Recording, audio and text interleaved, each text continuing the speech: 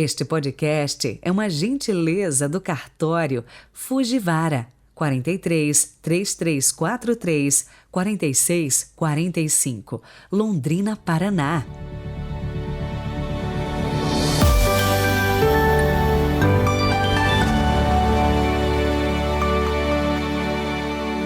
Olá, seja muito bem-vindo ao podcast dessa sexta-feira, dia 25 de fevereiro de 2022.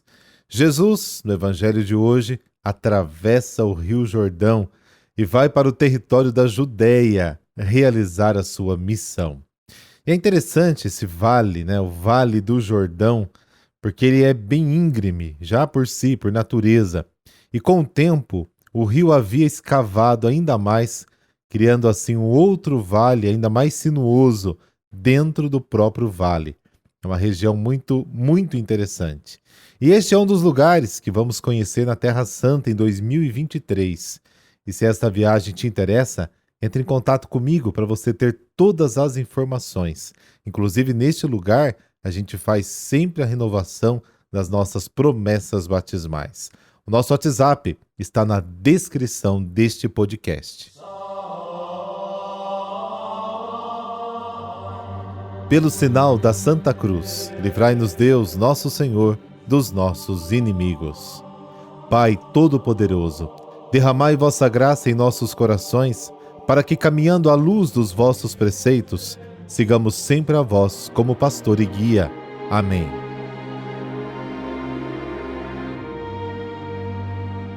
Marcos, capítulo 10, versículos de 1 a 12. O Senhor esteja convosco. Ele está no meio de nós. Proclamação do Evangelho de Jesus Cristo segundo Marcos. Glória a vós, Senhor. Naquele tempo, Jesus foi para o território da Judéia, do outro lado do Rio Jordão. As multidões se reuniram de novo em torno de Jesus, e ele, como de costume, as ensinava. Alguns fariseus se aproximaram de Jesus para pô-lo à prova. Perguntaram se era permitido ao homem divorciar-se de sua mulher. Jesus perguntou: o que Moisés vos ordenou? Os fariseus responderam: Moisés permitiu escrever uma certidão de divórcio e despedi-la. Jesus então disse: foi por causa da dureza do vosso coração que Moisés vos escreveu este mandamento. No entanto, desde o começo da criação, Deus os fez homem e mulher. Por isso o homem deixará seu pai e sua mãe, e os dois serão uma só carne. Assim, já não são dois, mas uma só carne. Portanto, o que Deus uniu, o homem não separe. Em casa, os discípulos fizeram novamente perguntas sobre o mesmo assunto. Jesus respondeu: quem se divorciar de sua mulher e casar com outra, cometerá adultério contra a primeira. E se a mulher se divorciar do seu marido e casar com outro, cometerá adultério. Palavra da salvação. Glória a vós, Senhor.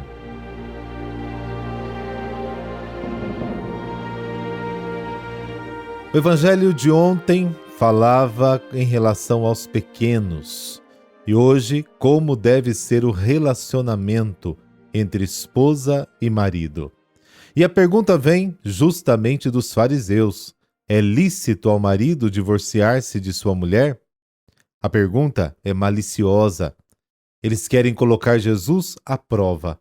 É lícito ao marido divorciar-se de sua mulher?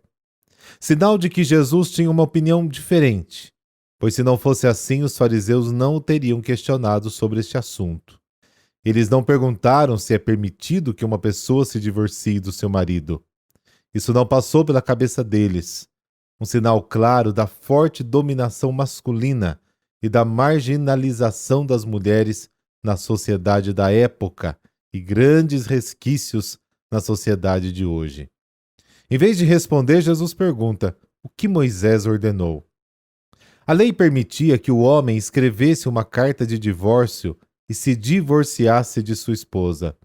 Acontece que o homem podia se divorciar de sua esposa, despedi-la, mandá-la embora, mas a esposa não tinha o mesmo direito. Jesus explica que Moisés fez isso pela dureza do coração do povo, mas que a intenção de Deus era diferente quando ele criou o ser humano.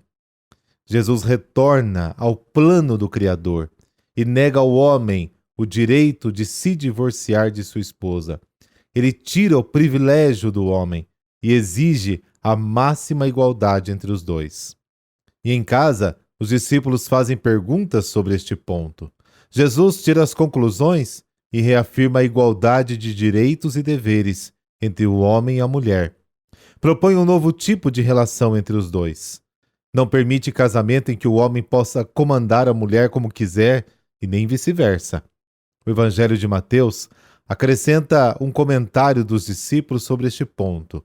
Eles dizem: se a situação do homem com a mulher é assim, então é melhor não se casar.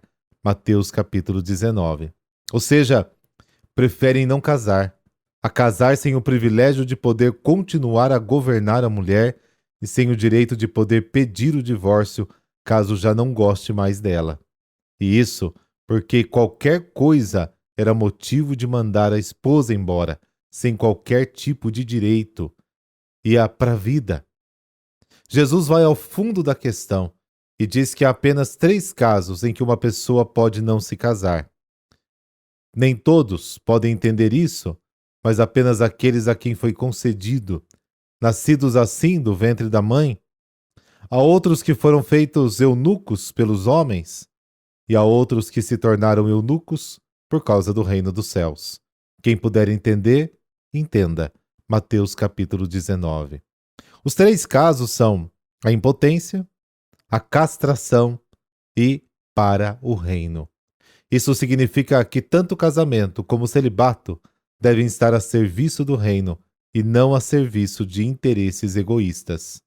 Nem pode ser uma razão para manter a dominação sobre ninguém. E eu, quando faço um casamento, sempre pergunto para os noivos: para que você está casando? Esperando que a resposta seja acertada. E a resposta que eu espero é sempre essa: estou casando para fazer o outro feliz.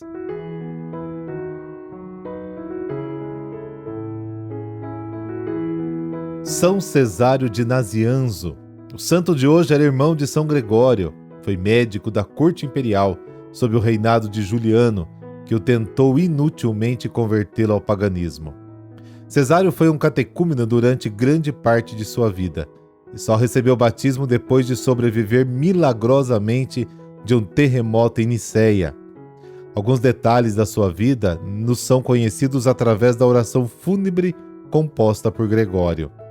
O nome Cesário, de origem latina, significa grande, honrado. Nasceu em 330 e viveu grande parte da vida em Alexandria, onde estudou geometria, astronomia e medicina. O ofício de médico o levou à corte imperial de Constantinopla. Como médico imperial, Cesário foi tentado várias vezes a abandonar o cristianismo e assumir a vida pagã. Mas depois do episódio do terremoto, onde teve sua vida salva pela graça de Deus, Cesário deixou a medicina e passou a dedicar tempo para a salvação das pessoas. Recebeu o batismo, viveu vida de penitente, mas faleceu jovem, em 369. Em seu testamento, deixou o desejo expresso de doar sua riqueza aos pobres. Em tudo serviu a Deus e soube amar Jesus Cristo, mesmo em situações adversas.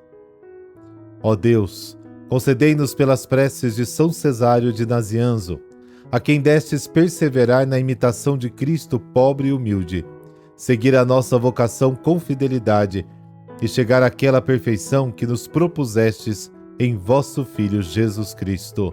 Amém. Abençoe-vos o Deus Todo-Poderoso, Pai, Filho, Espírito Santo. Amém. Bom final de semana. Fique na paz.